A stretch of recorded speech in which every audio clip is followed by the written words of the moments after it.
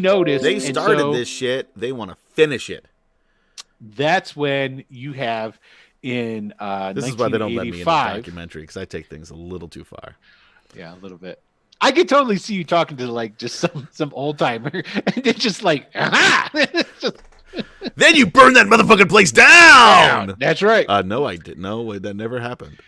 Then in 1985, there was a fist fight on the streets of Wisconsin. In Gary 84 Gygax with some brass knuckles that were all D's. All D's. Why all D's? Dungeons and Dragons.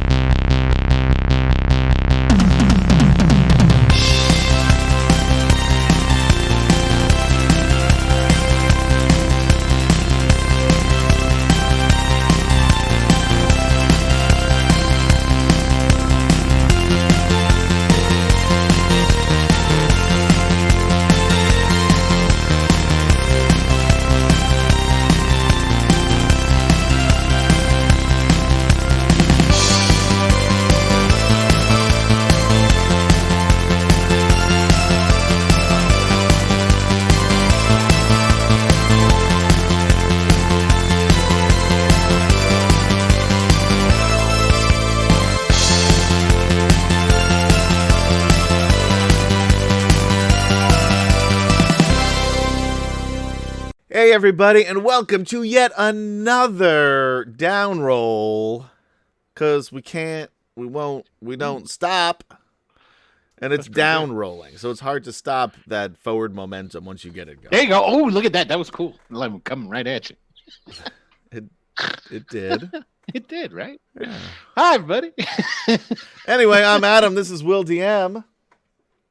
And today we're talking about the evolution of superhero role-playing games. Indubitably. So we are taking a step away from the Dungeons and the Dragons, and we're moving into superheroes. Who doesn't like superheroes, man? There are people that don't. They're crazy. And I like my superheroes gaudy. You know what I mean? Like these modern versions of superheroes with all they're wearing is leather and hoodies and shit. No, give me colorful costumes. That's what I'm all about. So you're the Liberace of superheroes. Yes. Yes, I am. I will twirl my cape and play my piano. There we go. So, when did superhero RPGs get on that tabletop role-playing scene? That's a good question. Now, I have made some It would have notes. been great if you said, I don't know. I don't know. I don't know. And that would be the end of that. Yeah. We'd have to sheepishly just go to the end credits at that point. Basically, the first superhero game comes out, and like I said, if I'm looking down, it's because I did make notes for this one. Look. You just ruined the image of right. me. You don't want to look behind the curtain, right? So if you're at a restaurant. Yeah, I don't want to see him cook it. You don't want to go back in that kitchen. No, you don't. I've known people that worked in the kitchens, and yes, you do not want to go back there. I've worked in the kitchens. Yes. I wasn't a chef, but I was a waiter. Oh, waiter. Anyway, so it's 1978. No, I'm pretty sure it's 78. 77 or 78. It was a dark and stormy night. 1978 it was. The name of the game was Superhero 2044. Wow. Yes. It was a futuristic. It was. It was basically based off of the Legion of Superheroes from DC, where it's in the future and it's a big group of superheroes, so forth and so on. That's the first one. And believe it or not, you'll find this funny because when I found out about it, I thought it was funny. The first superhero game actually had no superpowers. Huh. I don't know if that's funny or sad. Like, it's funny right? for the people that made it as like, here's a joke. So what was it? It was essentially what they did is they... Because I'd be pissed off if I were going to play a superhero RPG that had no superpowers. Well, now keep in mind, this was like a pamphlet book. I don't care. Yeah, I understand. So basically... I like superheroes on my pamphlets, on my flyers, on my brochures. Right. Like a lot of games that were coming out. Okay, so you got original D&D comes out in 74. right? Okay, yeah. And then you start having to see other games start popping up, after that. Most of which are D&D clones, Sure. okay, where they're building off of the rules of D&D. Now, Yeah, you got something that I'm works. sort of it's like yes and no. Here's one of the things, because like the second role playing game, Tunnels and Trolls, is not a D&D clone. That was a real thing. Oh yeah, it still is. It's still in print. What? Yeah, Ken St. Andre, man. Say Um, what? and so, but a lot of the smaller presses and a lot of other games that you saw that were popping up were essentially they used the D&D rules and just built off of them. That's the same thing with what they did with Superhero 2044. They just used the D&D rules. And then what happened is when they came to superpowers, they literally said, talk to your dungeon master and figure it out. That was the rule. We can't. Yeah. So let's hope someone else can. Yeah. So that is the first. So game, what did they have? Like was it like just a sci-fi story? Essentially, it was essentially what it is they gave you the basic rules, which were basically rules that are like any other D&D or type of role-playing game, except it didn't have it talked about superheroes, it talked about supervillains and superhero groups, and it was basically a window dressing. But the most important part, sounds like they just no superpowers. Yeah, pretty much. It was somebody who really wanted to play superheroes, but obviously wasn't a game designer. They weren't somebody who. So what they did is they took and they borrowed, and of course, I have not done any of the research as I should to be able to drop names or whatnot. We don't expect you to research anything. There's a certain amount of information that's in your head already. Yeah. I feel like, because this is like the 14th episode, I think this is. Yeah, I think so. So we've burned through easily 75% of that information. Totally. That's why I got to replace it. And the rest is going to push some other stuff out. Games. I'm talking about total information we've gone through. That's why we're on to superhero shit now, because he's gone through all of this other info when it comes to Dungeons and Dragons. Yeah. But so that's the first one, Superhero 2044, and then you don't see the next superhero game, which is an actual superhero game, is Villains and Vigilantes. Whoa, that's a cool name. Villains and Vigilantes from Fantasy Games Unlimited. One of the designers is Jeff D, and I know that means nothing to you. No, I know Chuck D.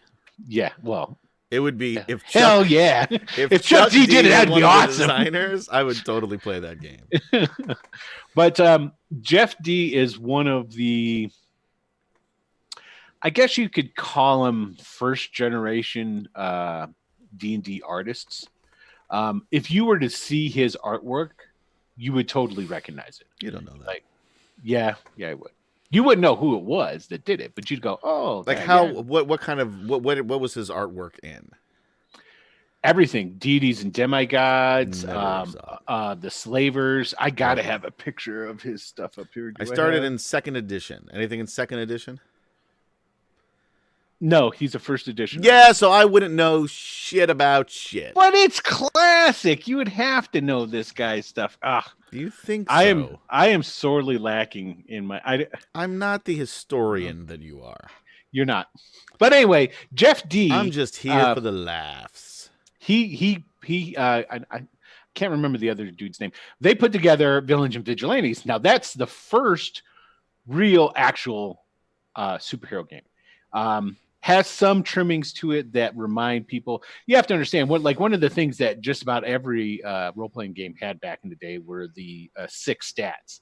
That seemed to be like the number one thing that they ripped off of everybody was the strength, wisdom, intelligence. And that's still today, I think, is pretty much. And a lot some of them have different names for them, but it's essentially the same shit. Yeah.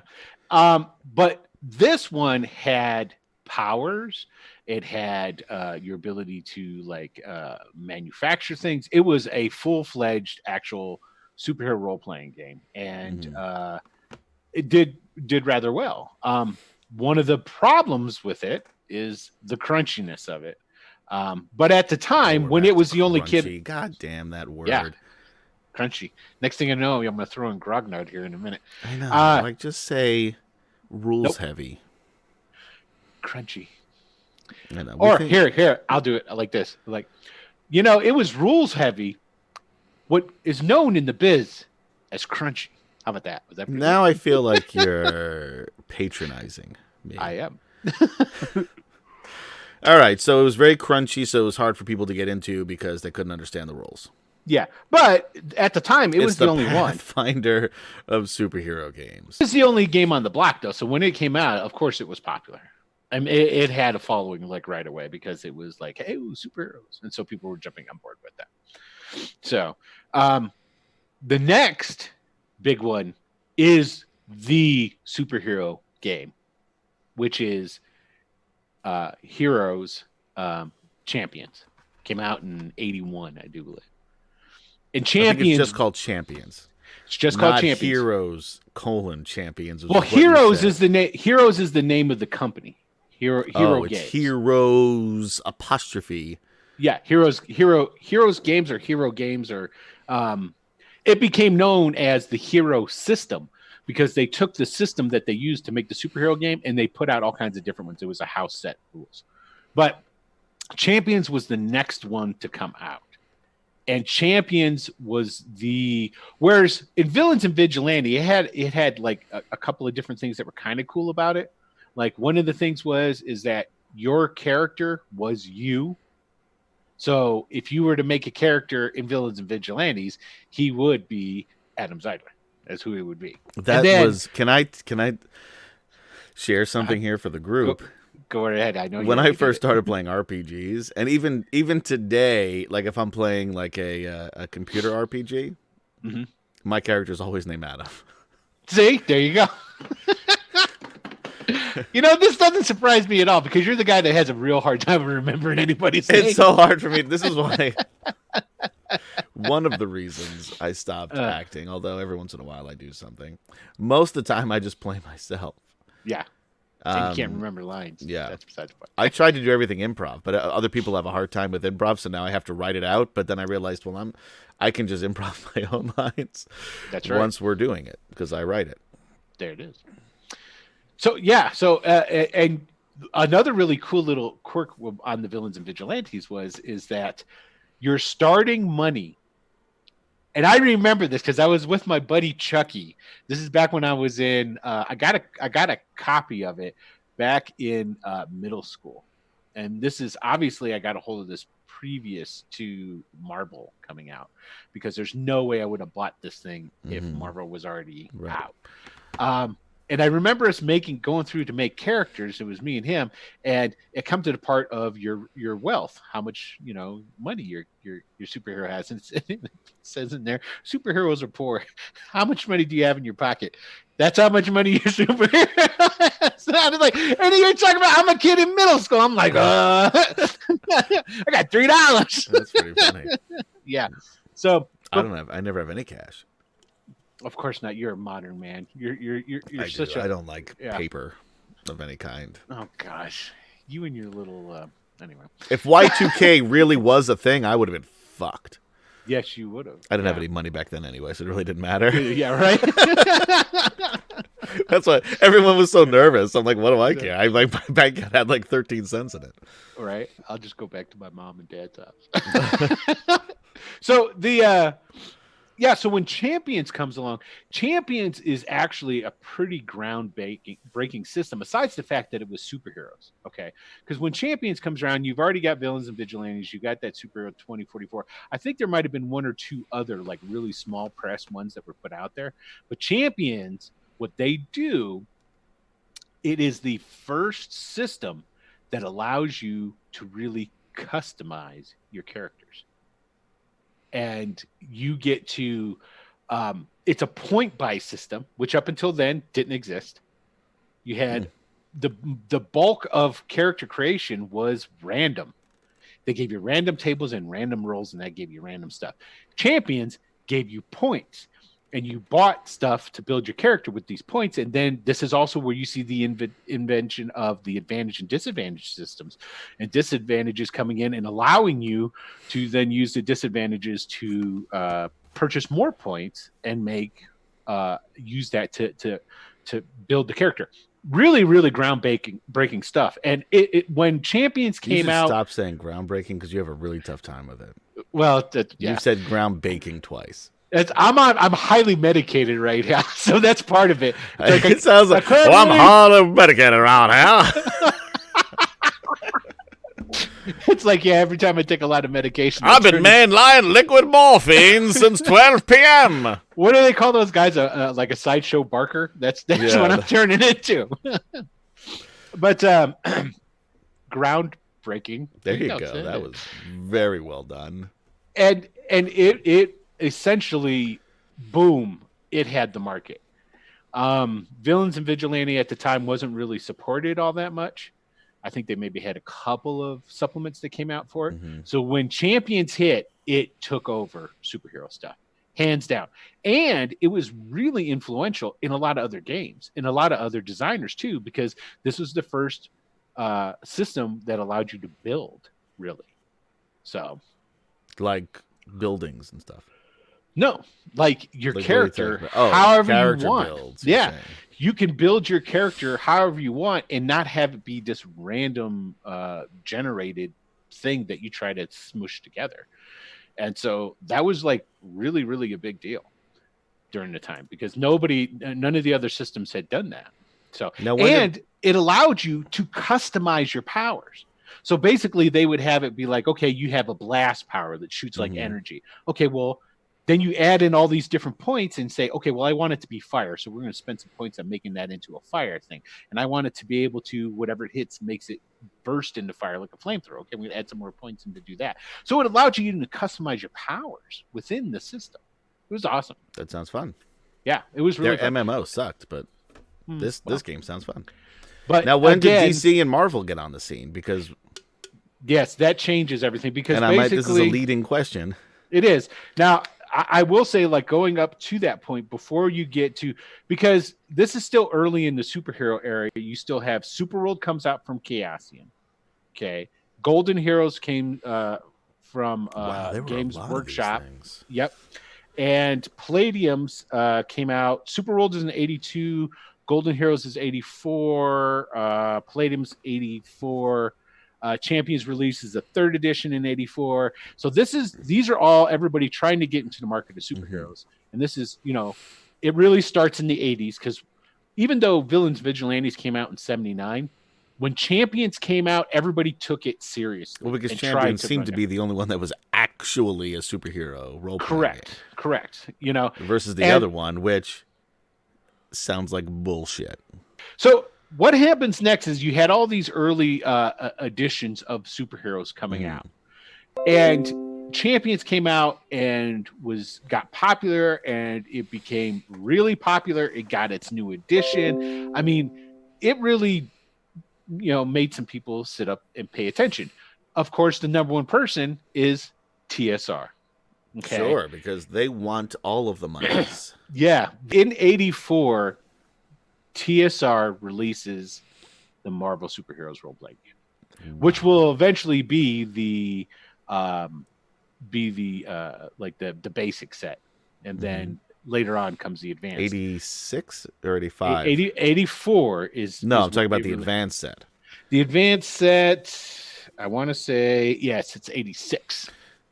Which you can see every Friday night here on Wicked Studios LLC. Saturday morning. When I say Friday? Yeah. We record it on Fridays. You can't see it then, unless you come to one of our houses and hang out.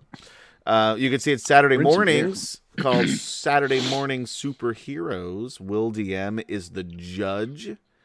That's right. I play a mutant with wind powers named Gabriel Pine, a.k.a. Squall. And my good buddy Kemchan plays Jackson Briggs, another mutant, retired NYCPD cop, a.k.a. the superhero Mental. Not because he's fucking crazy, because he'll blow your mind. Anyway, check it out, 10 a.m. Eastern Time. On Saturdays, right here. Good stuff. So, yeah. This was all just a plug for that, so we can stop here, probably, right? Probably, yeah. Hey, thanks for checking it out. in 84, Marvel comes out. Okay. DC's version, I'm pretty sure, is already in the work. 84. Nope. 85 I have is the books DC. in front of me. 85 is DC. I'm saying DC comes out in 85, the year after, and it was pretty much, if I'm not mistaken, it was already in the works. It just it takes time to build these things. It does. It See, does. Here's and the this box. changes everything. Okay, because now what you have is, and I should probably do that. Do I have the? No, I don't have the books. You've got books. Find your Marvel books. I do have my Marvel books. They're right here. Because when Marvel releases, when TSR releases the Marvel book, there we go. I don't have the basic version. Set, just the that's the advanced, but it is playing superheroes that everybody knows, right? And that's having what access, really wanted, right? It was a big deal. Now, of course, like when people were playing Champions and what have you, they were already making these characters, but one of the things that we all know is that people are lazy, especially dungeon masters or judges or game masters like myself. I'm one of them. Me. We want crutches, and if we were going to run that stuff, if it's already done for us, great.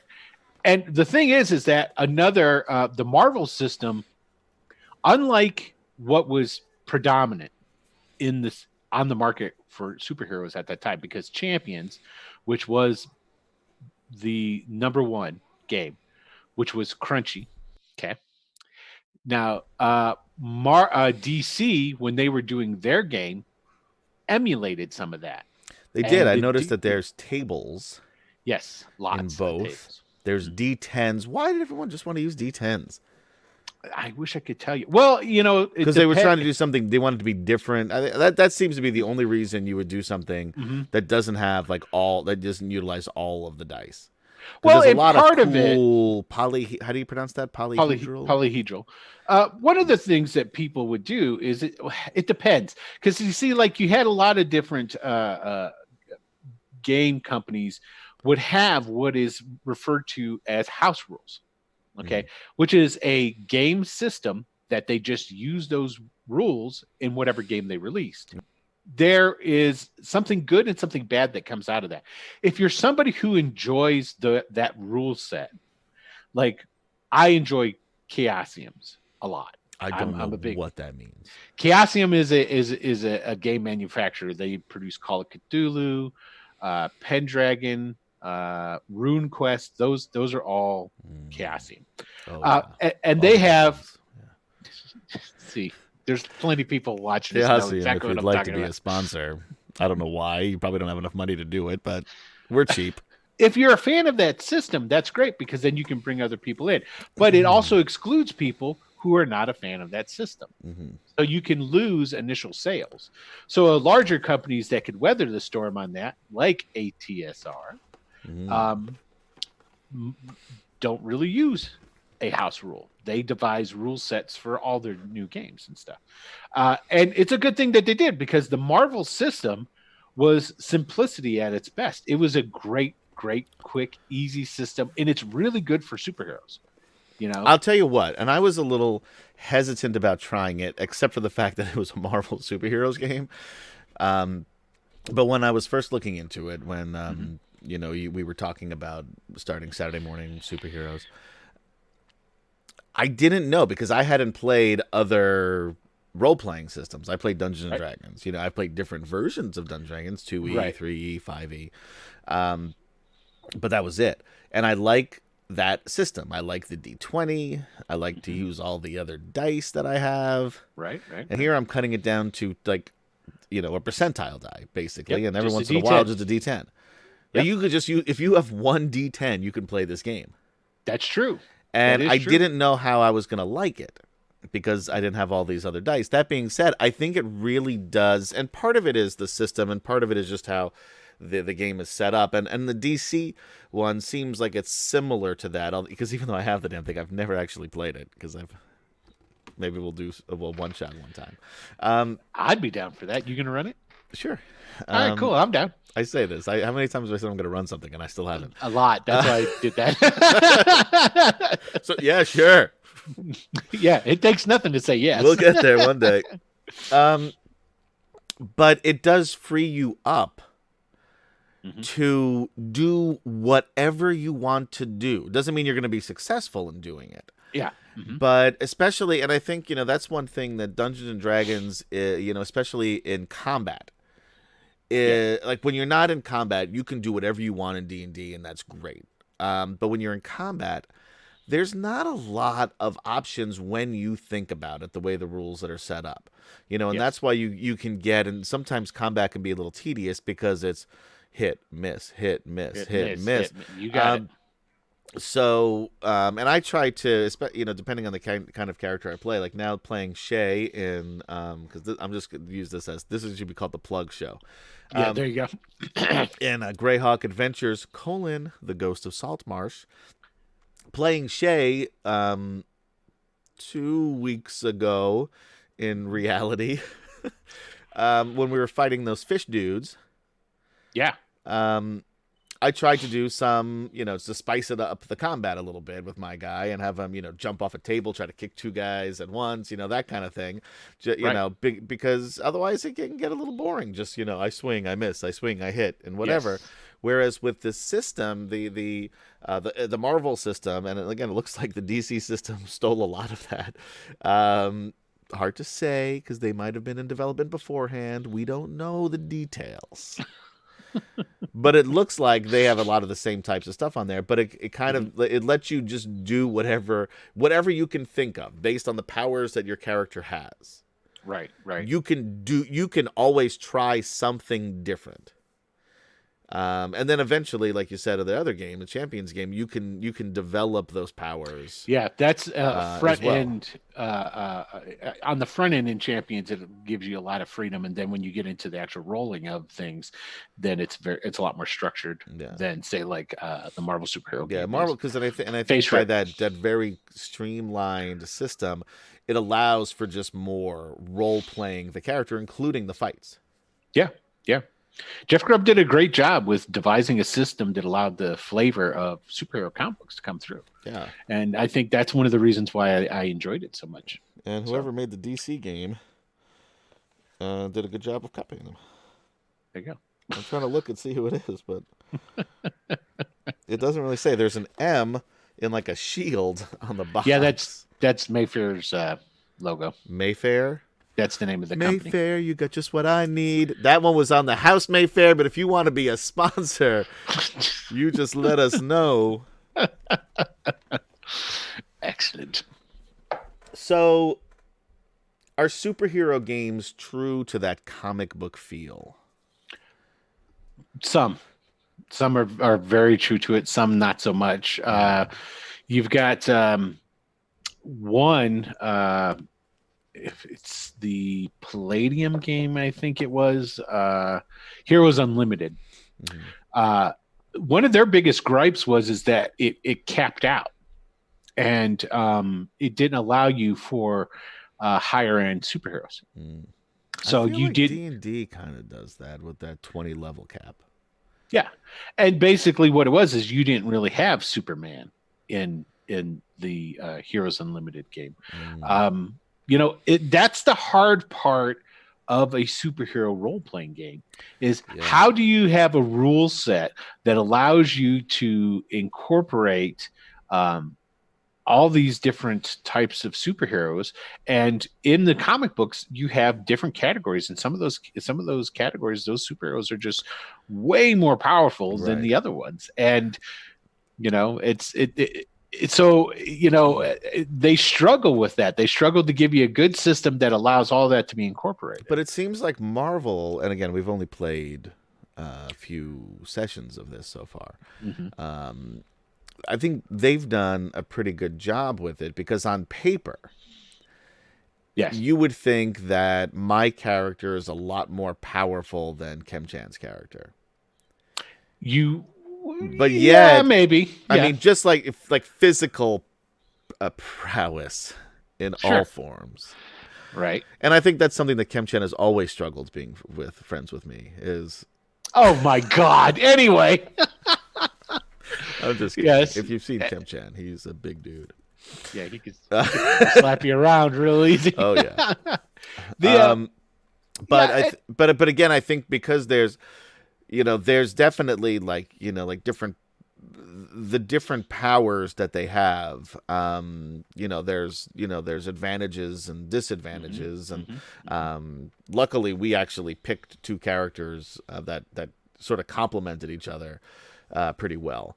yes, But it seems like there's even if you're and we don't have anybody that's like a Superman or like an Incredible no, Hulk level strength or anything even no. close to that. Mhm. So maybe it was kind of hard. I don't know how can you roll one of those. I don't. Yes, you can. The thing You it just is didn't roll that, that well. well, it depends on how you pick the characters to make them. It is really hard out of the gates Right. to make them. You can Excuse me. advance them into those realms, though. Okay. But Marvel, I think now we're talking because there's been multiple editions of Marvel, but the original TSR version of it, one of the things I think that they did well with was to just say no. um yeah, this character can't do that to this character or so forth, and Mm. just incorporated it in there, because really that's how it should be. They have that 3 column shift rule where it says it's optional, but everybody that I know of always used it, where it's like, well, if you're 3 column shifts below me, guess what? You're not really going to be able to affect me Right. because I just outclass you so much, which is the way it should be. There's no way in hell that Aunt May should be able to go over and slap, the Anybody. Hulk, yeah, or Anybody. anybody, and have it be effective. Yeah. Even another old woman. Hmm. So, although I have to say, I do think my favorite Aunt May is Marissa Tomei. Marissa Tomei, call me. No, she's too busy talking to me. So, how popular are superhero RPGs Actually, they're still very popular, and I think it's always been a thing compared to where D&D? No, no, I don't think so. if we're gonna talk about in the realm of popular role playing games, okay, as far as genre goes, fantasy By far number one. dominates. Yes, I would and say, from what I've seen, the horror genre maybe number two. no, no, horror genre Sci-fi? is it's probably a tie. Pirates? I would say sci-fi is probably going to be your number 2, and then right behind that, I would say superhero and horror are vying for the 3rd spot. Okay, and then you get into all the other different stuff that's out there. But I don't know about that. In today's superhero, culture, uh-huh, like that Vampire the Masquerade thing. By the way, you can watch Vampire Masquerade game. Plug. Wicked. This is the plug show. Windy City Kindred, Saturday afternoons at 2 p.m. We've got your Saturdays covered here, guys. There you go. Yeah. Well, now you have to understand that a lot of those, it might be starting to get a comeback. Like they even in like the 90s, like that. It was huge in the 90s. Yeah. Horror was hands down number 2 in the 90s. That goes without a doubt. I haven't really got. I'm like stuck in the 90s. Well, All the okay. music I listened to. Yeah. Yeah. My wardrobe. Yeah. Everything. Yeah. I'm kind of a 80s/90s guy. I'm late 80s, early 90s. That's my realm. Yeah. If you can take me from like 85 to 95, I'm happy. There you go. That's See, and that's I'm me. 95 to 2000. Like that's my there you go. era. Is running a superhero game the same as running Dungeons and No. Dragons? No, not even close. You didn't even know what I was going to say. You anticipated. Yeah, I knew We what you should were call going to you say. mental because you just read my mind. Yeah, because I knew where you were going with that. Hell, You no, wrote the it's not. question. Yeah. Yeah, that's true. It is hands down way different because for one, and this is one of the things that, and I'll throw this out as a recommendation to people. If you're playing, okay, and your group has a tendency to kind of wander around into the murder hobo way of doing business. I think we should have an episode on murder hobos because I think that word gets should. thrown around in ways that isn't accurate. I'm sure it does. And I think don't. you use it inaccurately sometimes. 100% accurate all the time. He didn't even know what the hell the word meant until I told him. That's not true. I just hadn't heard it before. I figured it out. There you go. And But I figured that the way I figured it out, I assume is the right way to use it. so if you've got a group that is full of a bunch of like murder hobos or people who are more on the edge, kind of, they're in it for the combat or whatever, you might want to try playing a superhero game. And the reason I say that is That sounds counter and you would think, but the mindset intuitive. of people, unless the first thing out of their minds is, hey, can we all be villains? Because then they're just die hard. That's just who they are, and you just have to roll with it. But it is a lot different in the fact that people will generally accept the fact that they're heroes. So that means the cynicism that is generally in a lot of the D&D characters is gone. They realize that their job is to help I their see fellow where you're man. going with this. Yeah, and You just Jedi mind tricked me. I did, and that is one thing that it's definitely noticeable. It is a different mindset. It is a different way of role playing, and it's not your traditional. There's a dungeon, you go. The number one reason to play the game isn't like in like a fantasy setting where the bulk of that is we go on the quest, we get paid, we do this, we slay the evil dragon, so forth. Yeah, and this so on. you the whole point is being heroic in a superhero. Is being heroic is play. because you've made that decision that with great power comes great responsibility, aka That was wow. That was really deep, Will. yeah, I know. Somebody It's else must have said it at amazing. one time. It's You amazing. know, The things you come up with, just out of nowhere, off the top of your head. look, I'm pretty good. That's what it is. It's deep. No one's ever said that before, and that's brilliant. Nope. I should trademark that. But the it is different. It is very different, and how you structure things. NPCs become super more important in a superhero game than they are in a D&D game.